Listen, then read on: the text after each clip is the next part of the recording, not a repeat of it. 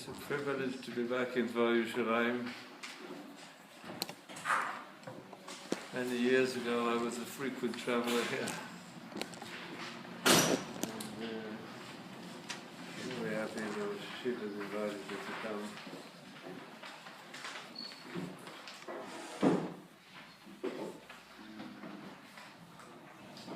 Today I'm going to try to tackle.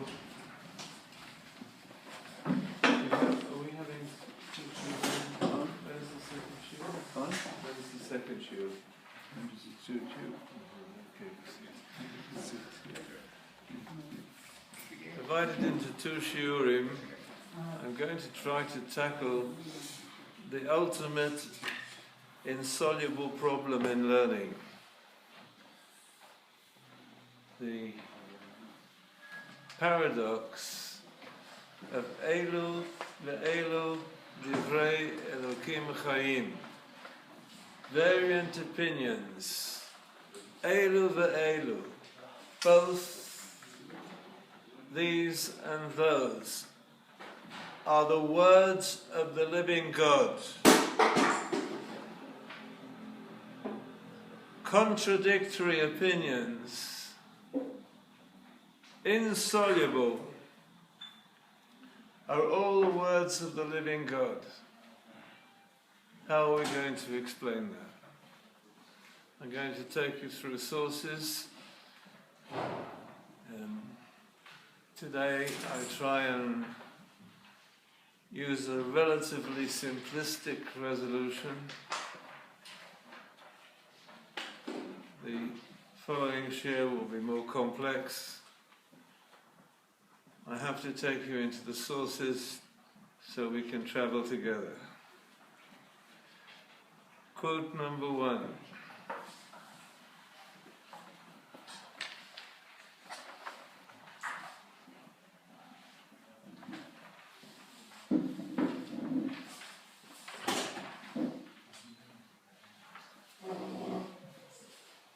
Quote number 1. These are the words of Shlomo HaMelech, King Solomon, at the end of Kohelet, where he talks about the wise men and the wisdom of the Torah, and he opens Gemara in Chagiga, Divrei Chachomim kedarbonos, the words of the sages are like goads, spurs. K'masmeiros netuim, like planted nails. And here, this part of the verse is what we need. Bale asufos, attended by those who belong to the gatherings of wise men. Nitnu miroye echod, given by one shepherd. If you're reading in the English, you may find that my translation is slightly different.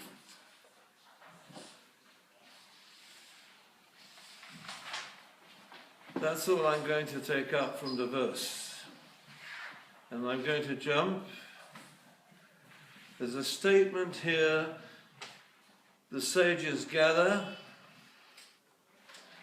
All their words were given from one shepherd, from Moshe Rabbeinu. And I'm jumping now to about halfway through the quote. Bale asufos, those who attend gatherings, elu talmidei chachomim sheyoshvim asufos. These are the sages, the people who study the Torah, who sit, as you do. Bale asufos. Asufos. Gatherings and gatherings. Some in Yerushalayim, some in many yeshivas in the world. But we're talking about the early Chachomim. Ve'oskim ba'Torah, and they are busy with studying. And there are differences of opinions. Halolu metamim, v'halolu metaharim. There are those who declare something impure, and there are those who declare it pure. Halolu oisrim, there are those who forbid, v'halolu matirim, and there are those who allow certain foods. Halolu poslim, there are some that invalidate. For example, can an esrog be used for the mitzvah? Some will invalidate a certain esrog. V'halolu machshirim, and others will validate it, will allow it. Shema yomar adam, if a person would say, how can I learn Torah? With all these contradictions, all these different opinions.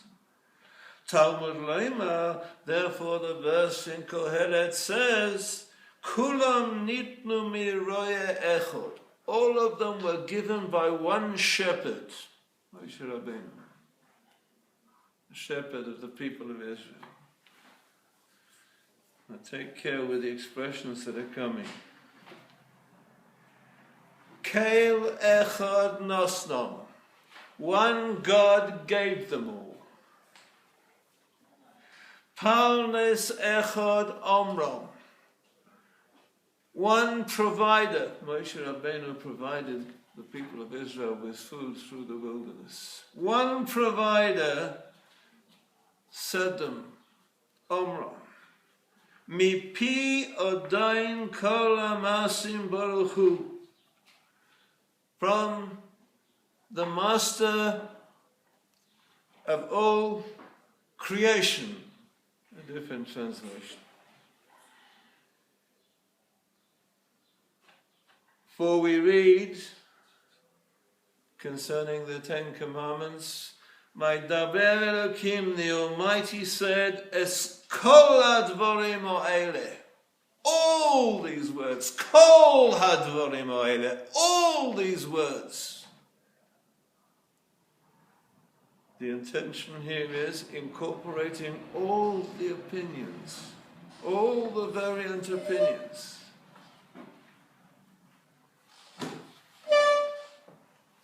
That's already a revolution. Because here, taken in its simple form, is stated that the Almighty gave all these opinions. You might think I'm misreading. I'm going to show you I'm not misreading. What do we have to do? Afato. So you asay oznecha ke'afar cheses. Turn your ear into a funnel. It's not a sieve. It's a funnel. Funnel, you pour everything in and everything becomes concentrated and goes into storage. Turn your ear into a funnel. Ukmelecha leiv mevin. And acquire an understanding heart, to listen to all the opinions, the words of those who say impure and the words of those who say pure. Es divrei osrim, those who disallow, es divrei matirim, and those who allow. Es divrei poslim, those who invalidate. There's dvei machshirim, and those who validate.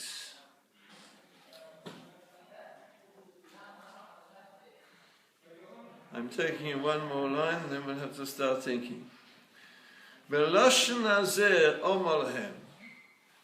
This was a statement recounted to Rav Yeshua in the name of Rav Elazar ben Azariah by two common students, or uncommon students, if you'd like to put it differently, Rav Yochanan ben Broiko and Rav Elazar ben Chisma, who came from the Beis Medrash and were asked by Rav Yeshua, what did you learn? what was said in the Beis HaMikdash. Rav Aviezer ben Azariah said all that we have presently said, and Rav Yeshua was, I don't even know how to say it in English. In French, I'll say it, bouleversé. He was steamrolled. He says, Ein dor yosam, Rav Aviezer ben Azariah shorei boy. The generation in which Rav Aviezer ben Azariah lives is not an orphan generation. They have a father. They have a father with ultimate wisdom. And I really don't understand anything. Because we have read through the statement of Rav Aviezer ben Azariah.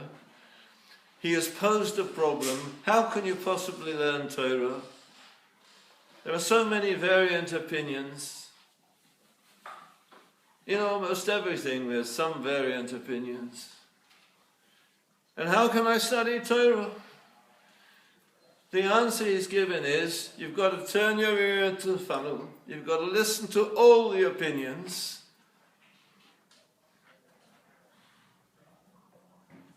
But it's no real solution. It's not a solution. The question is still there. It's not been answered. The question is, how can I learn? I don't know what the truth is.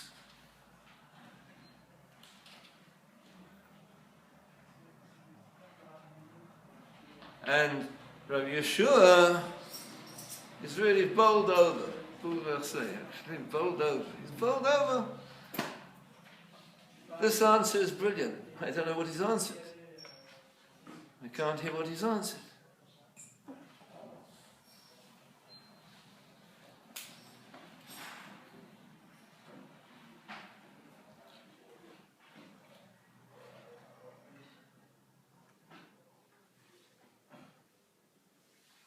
He's answered, you've got to listen to everybody. But you've still got another question. How do I make decisions? Fundamentally here, there are two different problems. Without stating that, it's going to be difficult to proceed. There are two different problems. One problem is, how do I make a decision as to what I have to do? Halacha. How can I make a decision? And the other problem is, how can I learn? There are two separate questions here.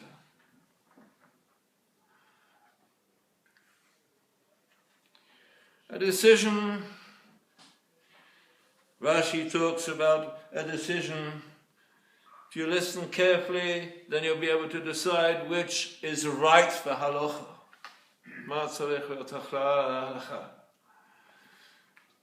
But how do I learn when there are so many opinions?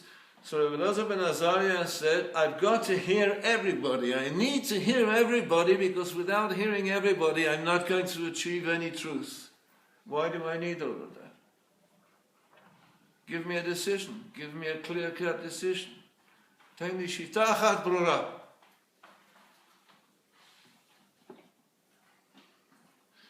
Excuse me interposing with a few words in Hebrew.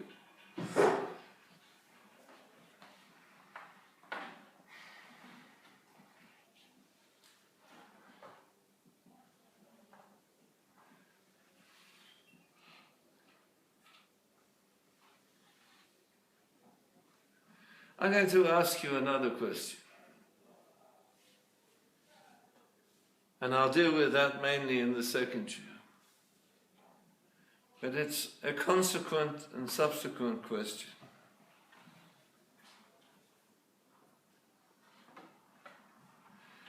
Two prophets whose prophecies disagree. One is a Navi Sheker. One is a false prophet.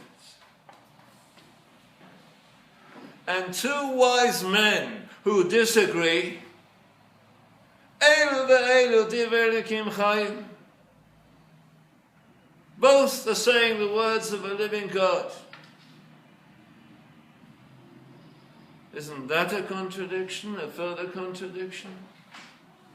Yes, sir. My hearing is very poor, so... If one is a false prophet, then the true prophet is true and the false prophet is false.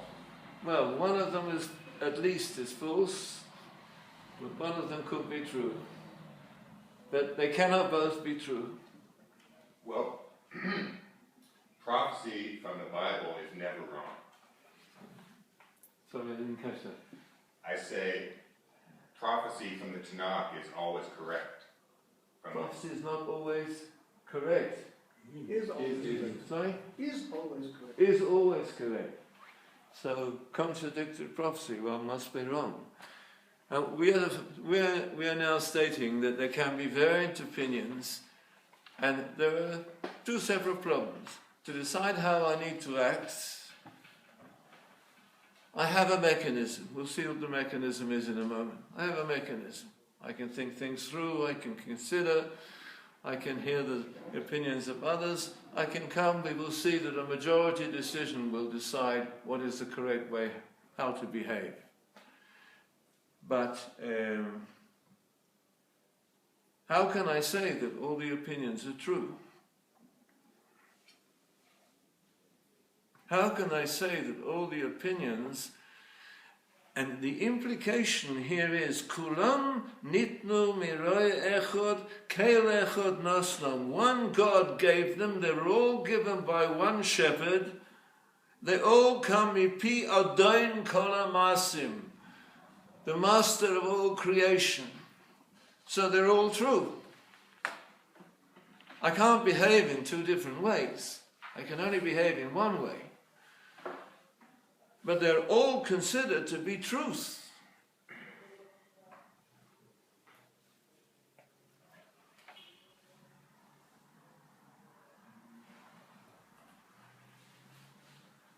I'm going to miss our quote too, and probably save it for the second ship. I'm going to quote 3. Quote 3 is no English.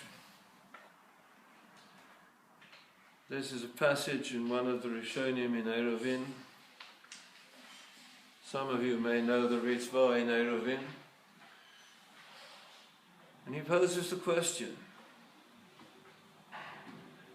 The Gemara in Eruvin spells out, perhaps I need to take the last part of quote number 2, Beis Hillel and Beis Shammai are disputing. What is the decision? Says the Gemara in the last 4 lines of my quote, Yotzo bas koil, a still silent voice came out of the heavens, that is the lowest level of prophecy, and said, Eilu ve'eilu divrei Elokim Chayim. Both opinions, Hillel and Shammai, are correct. Ve'halocha kebeis Hillel, but the halocha is like Beis Hillel. And the Gemara asks, V'chimei acha she'eilu ve'eilu divrei Elokim Chayim mivitnei ba zochu Beis Hillel likvei halocha kemoson.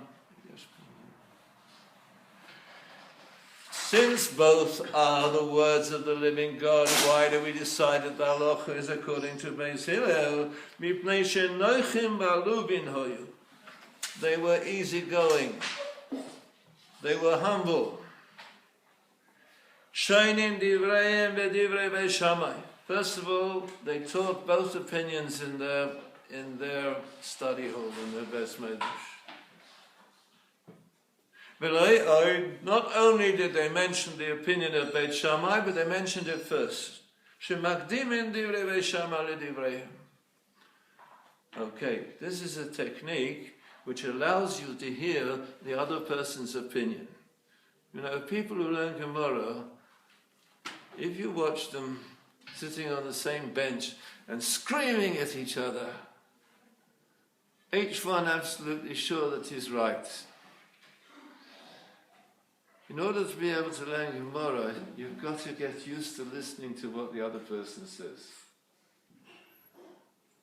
The comprehension between different opinions is to hear the other opinion. And if you state your own opinion first, your own opinion is fixed in your mind, you have a preconception, you're not going to listen to anybody else. And Beis Hillel had a system. They would teach Beis Shammai's opinion first and their own opinion afterwards, to allow people to assimilate the differing opinion.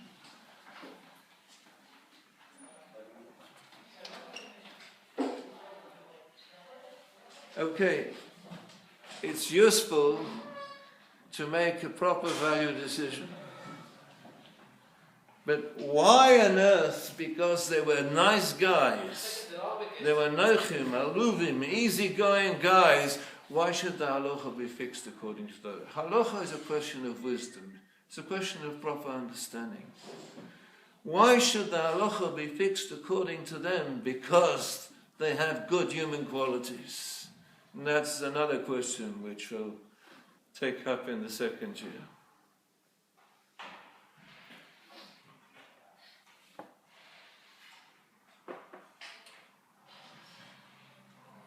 Let's take quote number 3. I go back now to quote number 3, where Rabbeinu Peretz poses the question. How can you possibly say Elu ve'elu divrei Elokim Chaim, all of the words of the living God, imhu asur einay mutar? If it's asur, it can't be. If it's forbidden, it can't be allowed. Imhu mutar einay asur. If it's allowed, it's not forbidden. Says Rabbeinu Peretz, the Motza b'Tosfos of Rav Aviezer. He found. Thank you very much. He found there were many Tosfos, many collections of Tosfos. We have printed, most of the printed Tosfos that we have happen to be from either from Rabbeinu Peretz or from the best Medrash of Rabbeinu Peretz or from Rabbeinu Shimshon Misson. It's written Chance, but it's Son in France. And there were a collection of Rabbi Yechiel Mipariz's Tosfos. Bekir had a lot of Rishonim in his Beis Medrash. It was a very important, a very significant Beis Medrash. And he wrote that there is a Medrash. We today have the Midrashim printed. Not all the Midrashim were before the Rishonim. The HaKadosh Baruch Hu Shana HaTorah LeMoshe Ba'arboim B'Tisha Ponim Mutar Ba'arboim B'Tisha Ponim Asur. The Medrash says that HaKadosh Baruch Hu taught Moshe Rabbeinu Torah with 49 ways of understanding that something is allowed and 49 ways of understanding that it's also, that it's disallowed. In other words, the Torah was given to Moshe in such a fashion. It's not a question of the generations having forgotten what is correct. That the disputes between the sages are part and parcel of the Torah that was given to Moshe. And now comes the question, so how should I act? Again, I'm accenting. There are two separate problems. One problem is, how can I learn? And Rabbi Yeshua, or rather Rav Elazar ben Azariah, has already told us you've got to learn everything. And now it's understandable why you've got to learn everything, because all the opinions were given by HaKadosh Baruch Hu to Moshe. So now we ask the question, Moshe, but how will I act? Halacha, how will I act?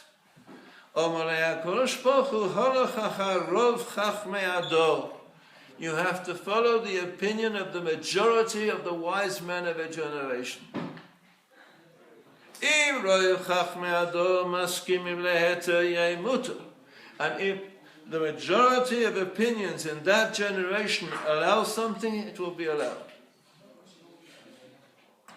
Interestingly enough, it can change from one generation to another. Maybe I've answered your question. Well, no. Okay. You say that the majority of an age or a time depends. I would say it's not that. It's the Tanakh that decides in all time. My hearing is very poor. I have to ask you to... Oh, sure, I'm sorry. Okay. I'm willing to give you time afterwards. Okay, I thank you. apologize. It's all right.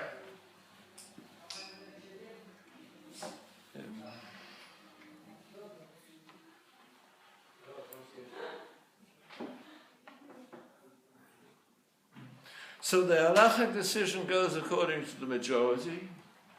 But if I want to understand the Torah that was given to Moshe Rabbeinu, I have to study. When Rav Aviezer ben Azariah says you've got to turn your ear into a funnel and absorb all the variant opinions, there's no other way to learn. It's the only way to learn.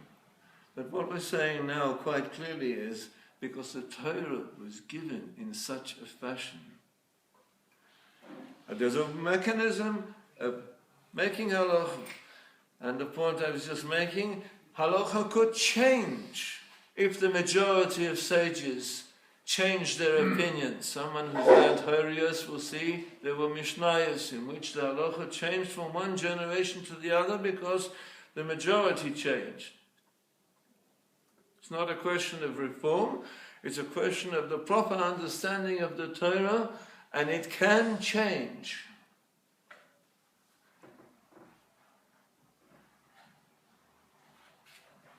But that is halacha. And learning is learning everything. I'm going to take you into quote number 4, which may well have been the source of Rabbeinu Yechiel.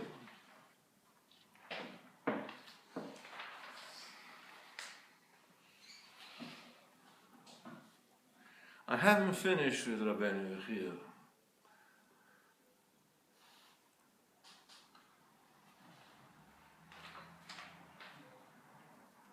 He has technical problems. Perhaps before I go to 4. He's asking a question like this. If the dispute about something is it allowed or disallowed, I can understand whatever the majority will decide. But if the dispute is going to be, for example, what was the size of the mizbeach, of the altar? My agodel ha-mizbeach. What was the size of the altar in the Beis HaMikdash? Was it 20 amo or 60 amo? It can either be one or the other. You can talk about things being allowed and disallowed as perhaps a philosophical conception, but the size of the altar is a physical reality. It's either or. It's a historical fact. So how can you dispute about it? Says Rabbeinu Peretz that the answer is that the verses talking about the altar could be understood both ways. The implication from the verses is it could be 20, could be 60. Reality, there was only one. It was either 20 or 60. So what? If these are truths, there's no truth in something which contradicts the reality. So the question has still not been answered. One will have to understand what he's answered. We won't get there today. Quote number 4.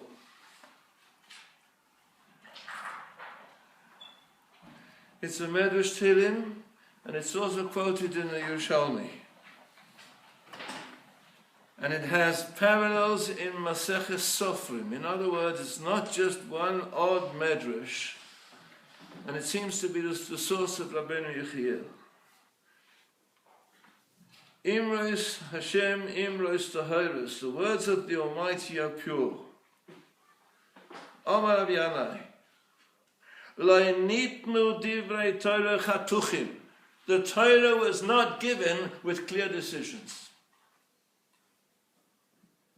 Elo kol davar v'davar, or kol dibur v'dibur, she'oya HaKadosh Baruch Hu omer leMoshe. Everything that HaKadosh Baruch Hu said to Moshe, he was given it again in 49 facets. Ponim leTorah, v'arboim v'tesha ponim tomeh.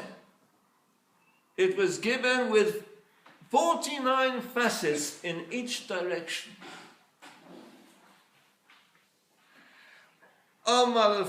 Here it's spelled out as a different question. Ribono shel olam, okay, I hear all the opinions. How will I establish what the halacha? How will I establish how I'm supposed to act? Again, it's two separate questions. I can learn everything, but to make halachic decisions, I have to have a mechanism. You'll follow the majority opinion. Then quotes, there was a certain diligent student of Rabbi Akiva who was able to make a sheretz, an impure insect pure, despite the fact that the Torah says specifically that it's impure. With learning mechanisms, he was able to consider it pure. In other words, it's possible to show signs, to show sides of something which is very definitely forbidden, that it could have an element of what is allowed.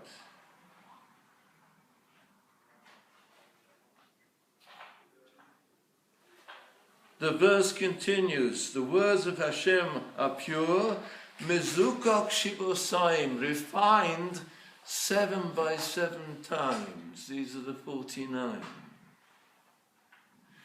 Rav Yeshua ben Levi says, okay, perhaps this is the way it should be, perhaps this is the way it was done for Moshe Rabbeinu. Says Rav Yeshua ben Levi, no. Rav Yeshua ben Levi says, Tinokesh shehoyu b'mei David. In cheder, I hope everyone knows what a cheder is. In Sunday school, they taught the kids. They knew how to explain the Torah with 49 different facets in each direction. In other words, this is the proper way of learning Torah.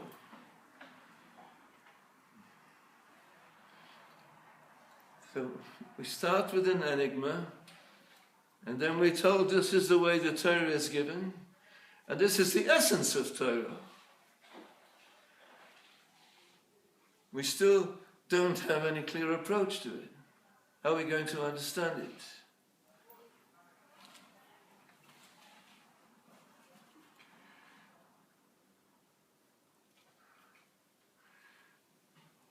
I'm going to try to put in front of you the Maharal, which gives a technical possibility of how we can resolve this problem.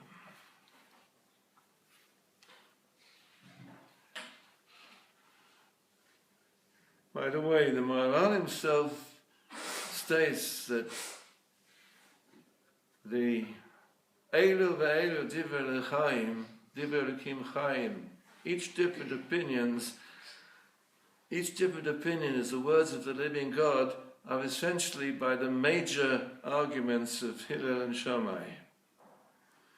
But a world of Achronim disagree with him. The Marshal, in his introduction to Yom Shlomo, some of you will know what the book is.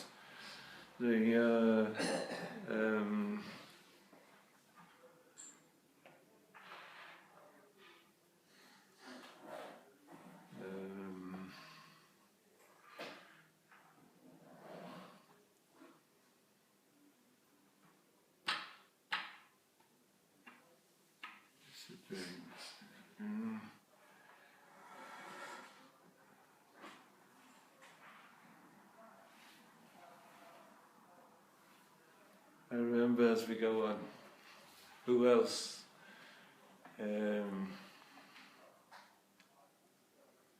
Major opinions.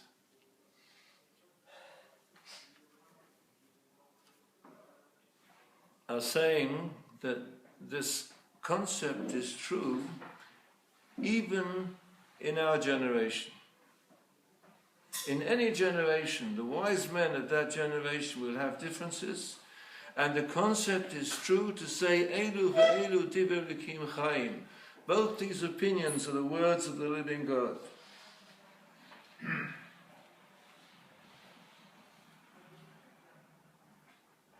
So it's a continuous issue.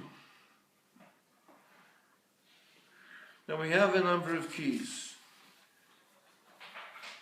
We've already heard the definition of what Rav Yeshua says, Rav Aviezer Wolfson says, that Kael echad nosnom, one God gave them, that all the opinions were given to Moshe Rabbeinu. We've already heard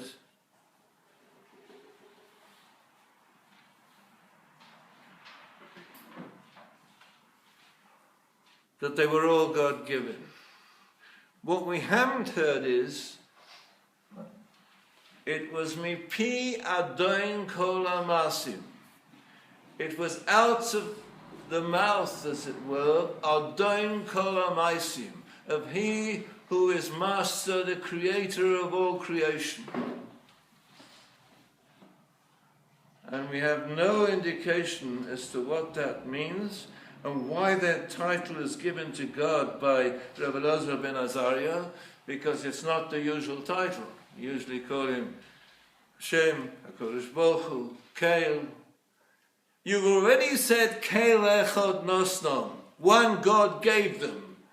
And then you add at the end, mipi adon kol hamasim. It comes out of the mouth, as it were, of the master of all creation. What does he mean by that?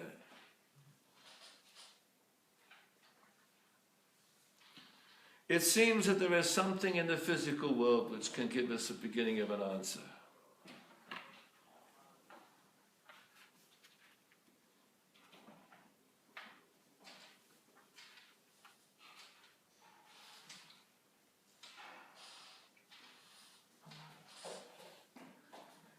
The physical world is full of contradictions.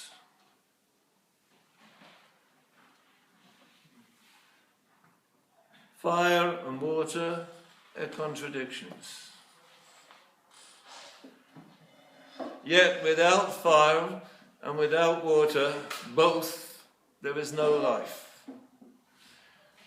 This world that we live in is in a delicate balance between the heat of the sun, the heat generated by the core of the earth,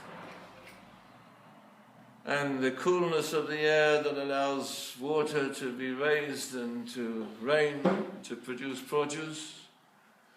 And this delicate balance, which the scientists are talking about global warming, if this balance were to be disturbed just a little bit, existence as we know it on earth could not be. Nothing would grow, no being could exist, no living being could exist. Fire and water. I remember when I went to school 100 years ago, that I went into a chemistry class, and I was told for the first time that the formula of water is H2O.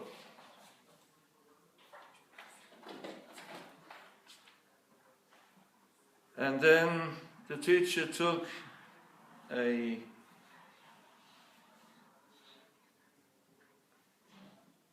flask of hydrogen gas. He took a container with water inside it to cool the gas. He lit the hydrogen gas with fire, and the gas, the fire, the flame went on to this vessel with water inside it. The water stayed inside it. But the flame burning in the air started dripping water, quantities of water. What was happening? The hydrogen with the flame is combining with the oxygen in the air, and you are getting H2O. And that comes out of the supposed paradox. We've talked about that paradox as the Shomayim, Shemayim, fire and water in heavens. But it's on earth. That same paradox, you take hydrogen, you burn it, and the burning produces water, even though water and fire are total paradoxes.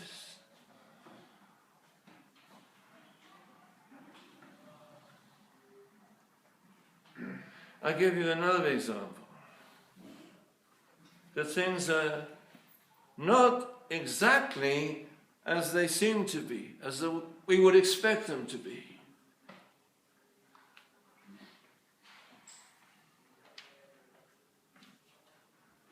I remember when I was a child, I was always absolutely delighted,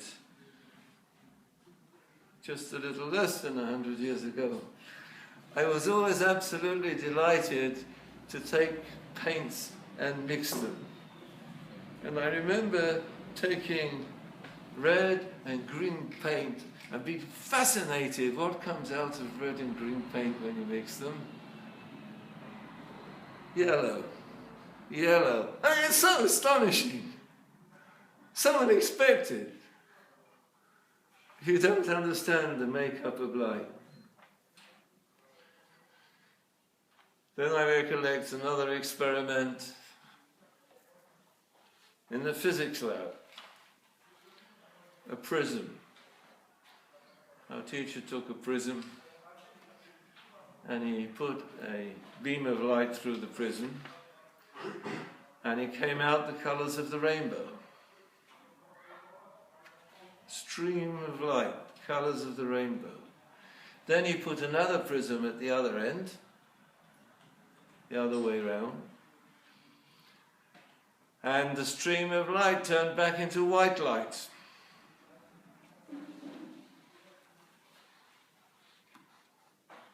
Now, I look at white light.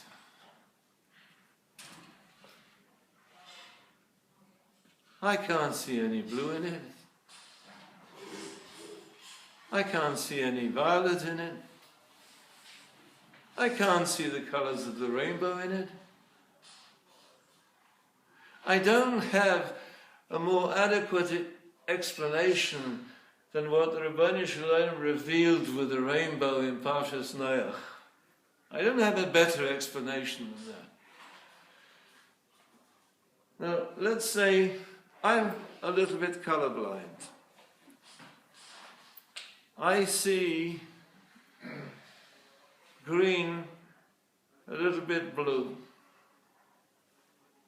I never buy a dress for my wife. She'd always tell me I brought the wrong color.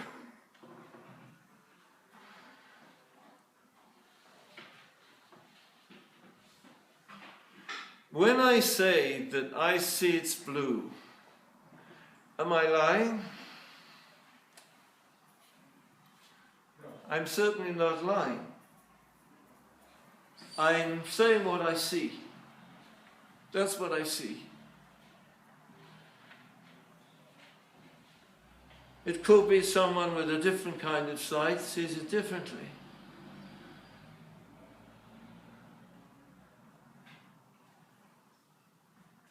Who knows who is right?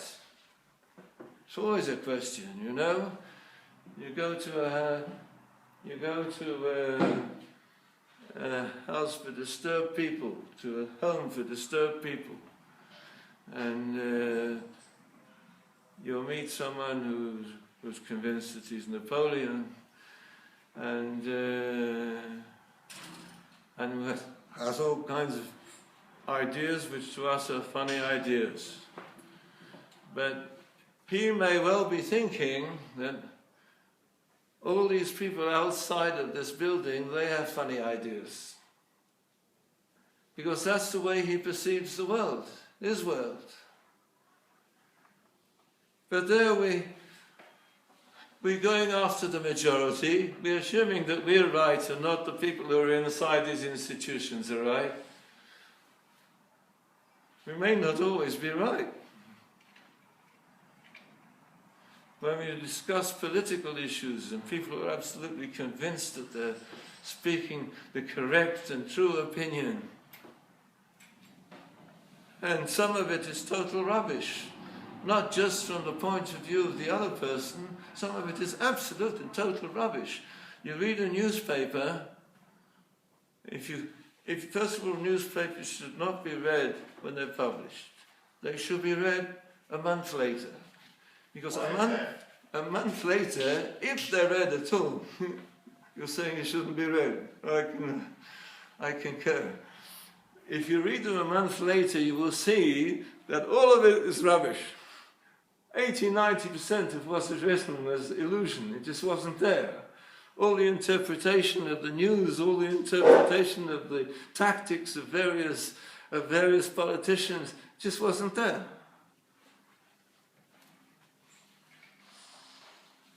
Let's come back now to the light.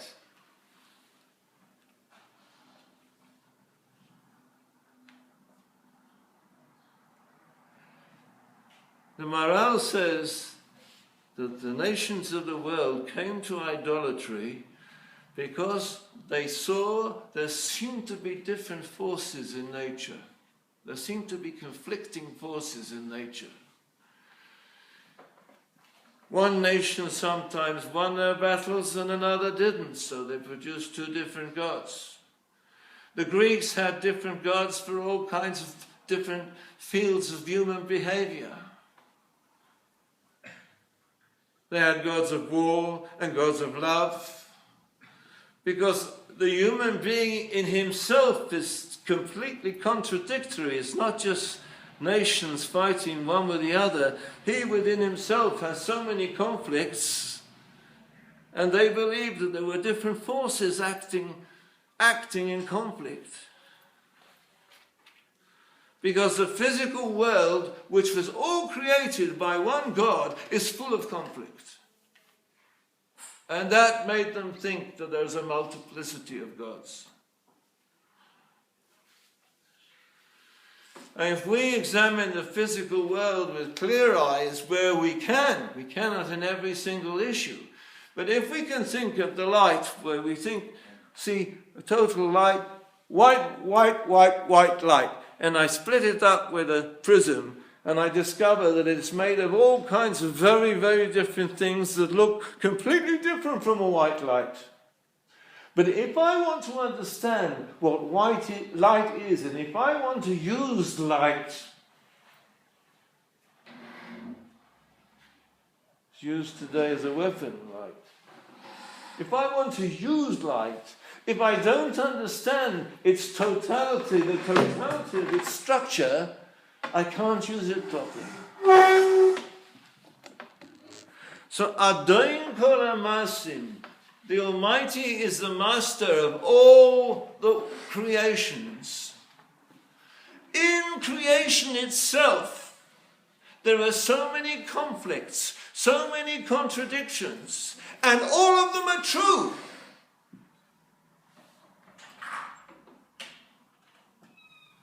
There are so many situations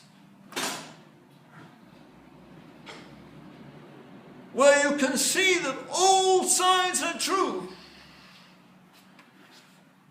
That is an indication that to fully understand something, the way we've spoken about light, to fully understand light, you have to understand that it's composed of many components that look so different to the white that I see. And if I haven't understood that, I haven't understood it fully. So when I get to that point, and I come back to Torah, the Torah was given from one God who is master of all creation. within that creation, he demonstrates to us so many conflicts, so many contradictions, and yet the world is one world. So we have to understand that the Torah, that we have to make a practical decision, yes, how do we act? But if we wish really to understand the Torah, we have to understand the entire spectrum of every piece of intellectual information that the Torah gives us. The entire spectrum must be understood, otherwise we haven't appreciated the truth.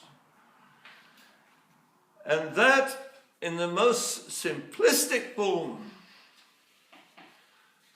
is how I understand the Maharal's response to the contradiction of Elu ve'elu dibur Elokim Chaim, that the conflicting opinions are the words of living God, because if we do not fully understand the conflicting sides of every single issue, we have not fully understood that issue. The Torah was given, the Torah was taught with 49 facets in each direction. And to really appreciate, to really understand, even to make a final decision, one has to understand all the sides that are involved. Otherwise, you don't have a full picture of the final halacha that you arrive at.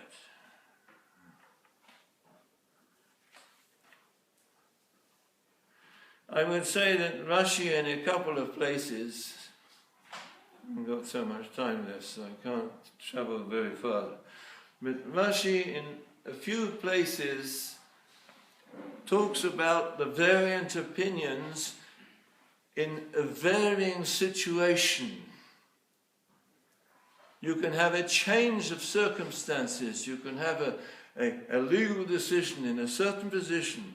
And if there's a slight change in the facts around the situation that you're judging, that you're trying to judge, it can change the halacha completely. And then you have to take into account the variant opinions, because the variant opinions illuminate the other sides, the other aspects of a specific situation. There are places where we in halacha, we will take a da, there is a clear opinion, and we will take a das yochid, we will take the opinion of an individual who disputes that clear opinion, because we have a situation of hefsed meruba, a serious loss. One of the considerations that the Torah gives us. So if we don't know all the opinions, we can't judge every situation correctly. That is a technical aspect of the variant opinions. But what we're saying from the Maharal is something really quite different. We're saying that you can never fully understand an issue of Torah, which is absolute knowledge and absolute truth, unless you see all the aspects on each side, unless you can understand the white light broken up into all the colors of the rainbow, you don't understand what your white light is. Some one doesn't see, because just as people are colorblind with some colors, there are some people who are colorblind who are mind blind to certain ideas. In order to comprehend the totality, one has to appreciate all the variant opinions, and they are all part and parcel of Torah.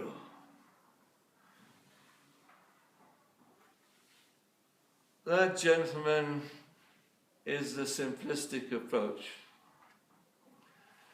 I'll leave it with you.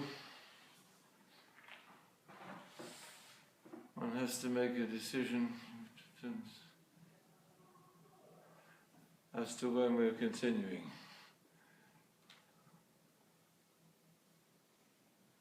Is it feasible to continue this week? Can we do it on Wednesday? We ask questions? Huh? Don't speak to directly though, just. Okay, is it okay if I ask you some questions? Sorry? Can I ask you some questions about what you just spoke about? Yeah.